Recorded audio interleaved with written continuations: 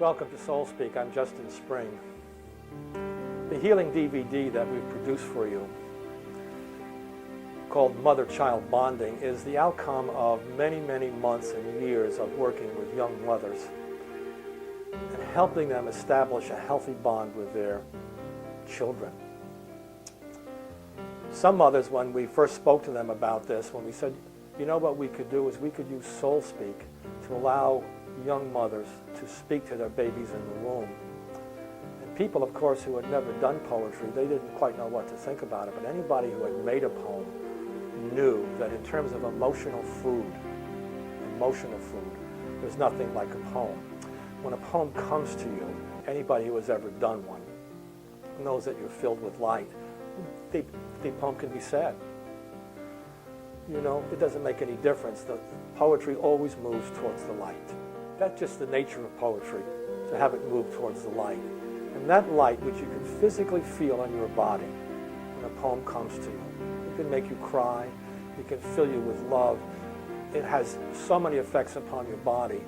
I think it was obvious to any young mother who had ever created a poem or had a poem just appear to her that this was a kind of light that's the best food available.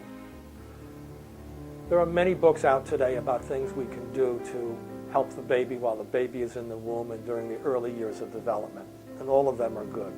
The playing of music is wonderful. You know that the human soul reacts to music. It's really the language of the soul to some degree.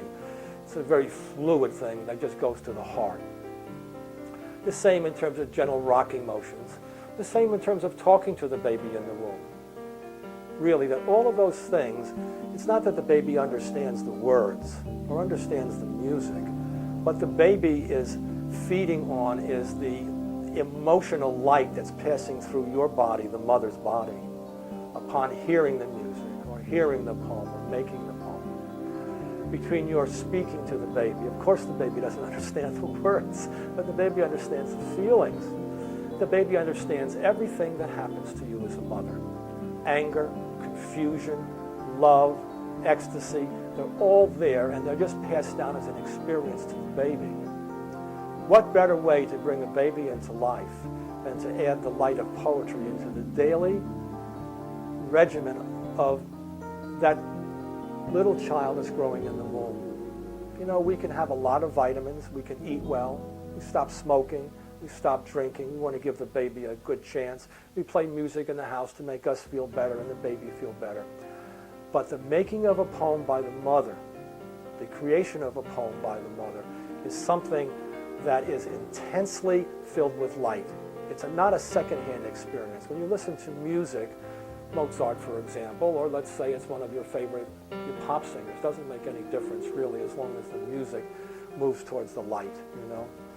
What happens is that the baby hears those sounds in terms of the rhythm and the beat, whatever it happens to be. They kind of go through the air into your body and into the womb. What the baby is really hearing or feeling, they become synonymous now, feeling is what's happening to you, the happiness, the light that's filling you. That's secondhand light. It can be powerful, but it's secondhand. The first-hand light is the light that you create yourself and pass to your baby. Every time you do a poem, the baby feels that light, feels that communication, feels that love passing from you to the baby. It's not going to be forgotten. It goes into the very cell structure of the baby. The problem has always been in the past, well, how do you do poetry? Poetry just comes to you. And how do I know when I'm talking to my baby that I can produce a poem? And besides, I don't know how to speak poems. I only know how to write them in private. Or I don't know anything about poetry. So how can I do that? I can buy a CD with music and I can play it. That's easy. Or I can rock the baby. Or I can just talk normally to the baby. How are things going today? Why not? Why not establish anything to say? Well, what I'm here to say to you is that Soul Speak just comes out of you, just like you're breathing. Nothing you have to do. You just have to surrender to it.